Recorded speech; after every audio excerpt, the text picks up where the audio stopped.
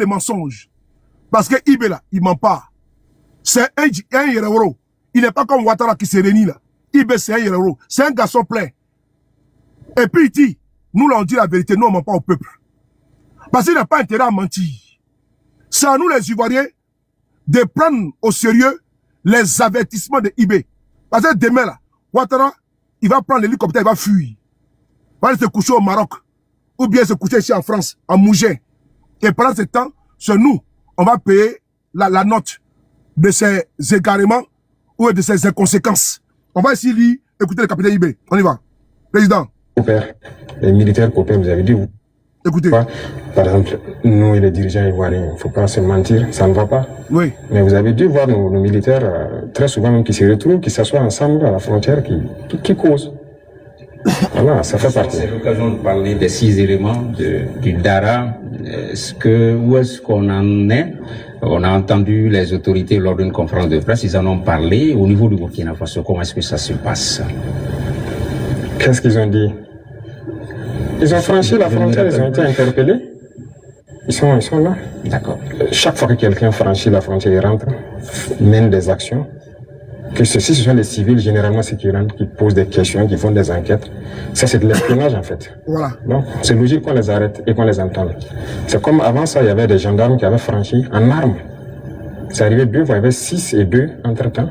On les avait arrêtés, on les avait amenés jusqu'à Ouagadougou avec les armes, on les a auditionnés. Oui. Mais un jour, le ministre de la Défense m'a dit que son homologue l'a appelé et plaidé si on peut les libérer. Oui. J'ai fait le service de renseignement et j'ai dit, bon, écoutez, s'ils ne sont pas rentrés avec une mauvaise intention et tout, fraternité d'armes et tout ça, il faut les libérer. Voilà. Le même jour, ils ont été libérés. Voilà.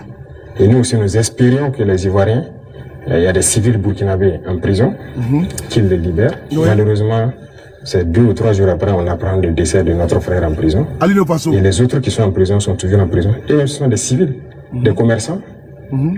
Écoutez, ça c'est pas de la bonne collaboration. Donc, pour les 6 éléments, on attend. On n'a rien reçu d'abord comme approche ou quoi que ce soit.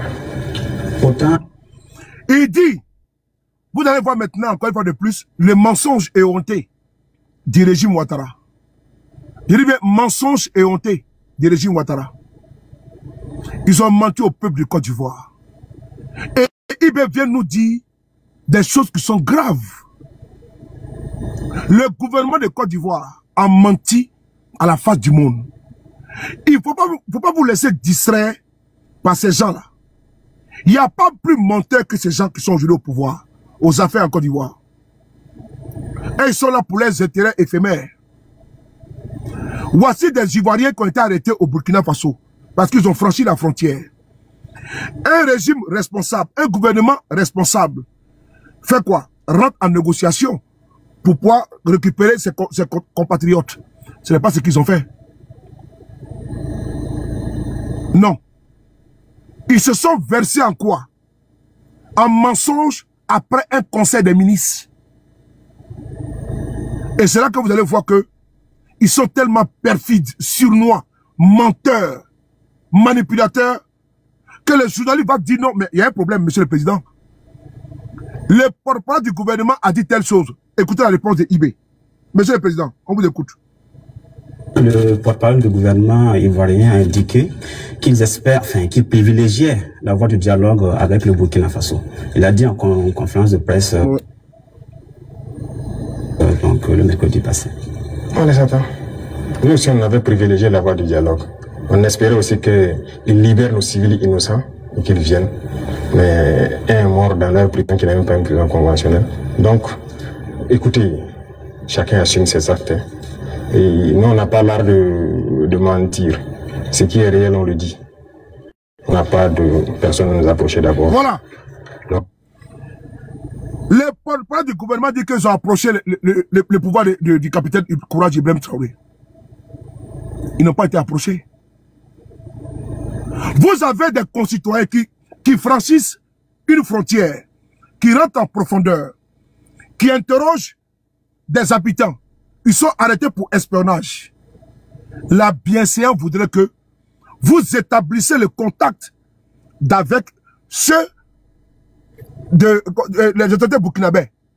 Ce n'est pas ça, hein. On reste au palais, au plateau, et on dit non.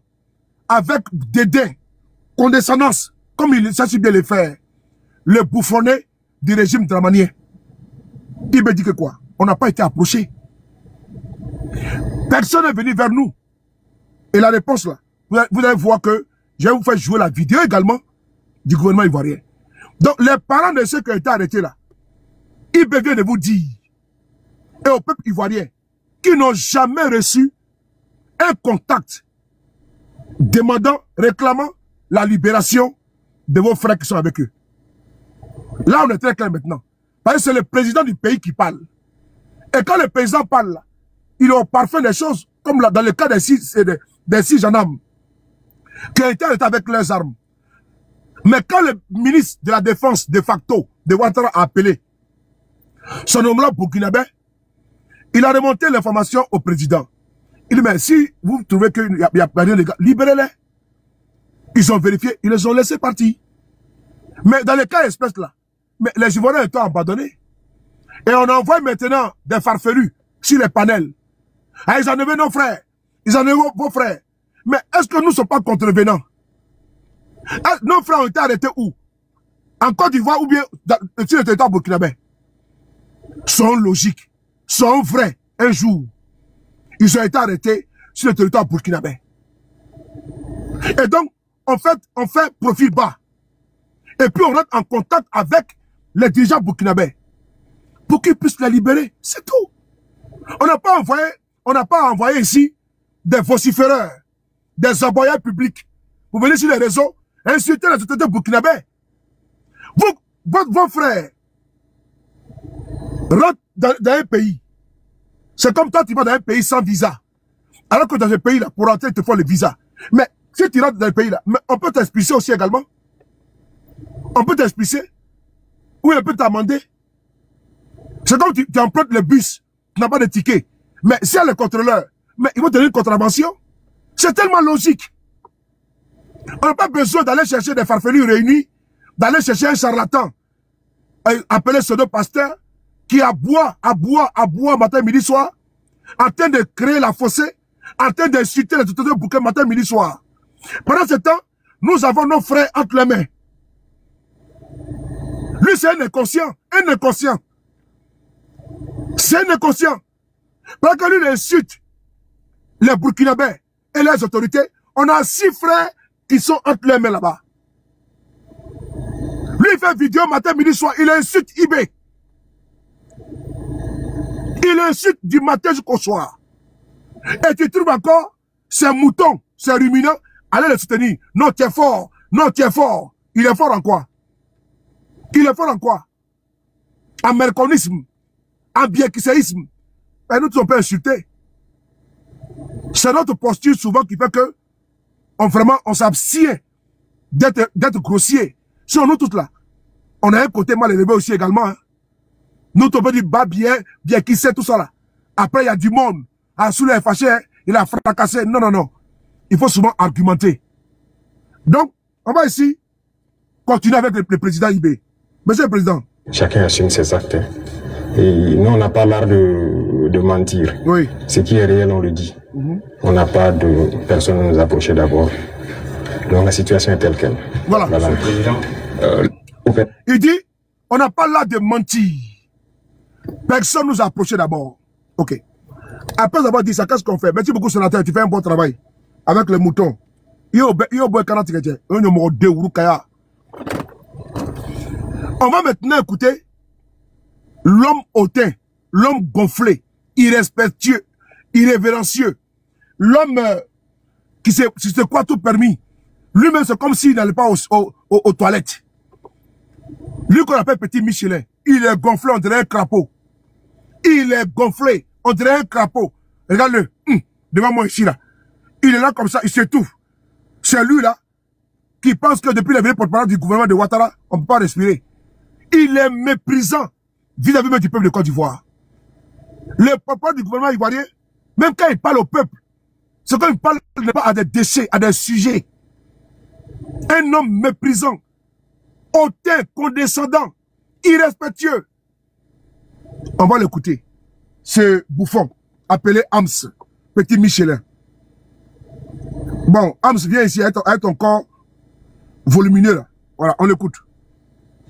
Nous continuons donc, je dirais, de discuter avec les autorités.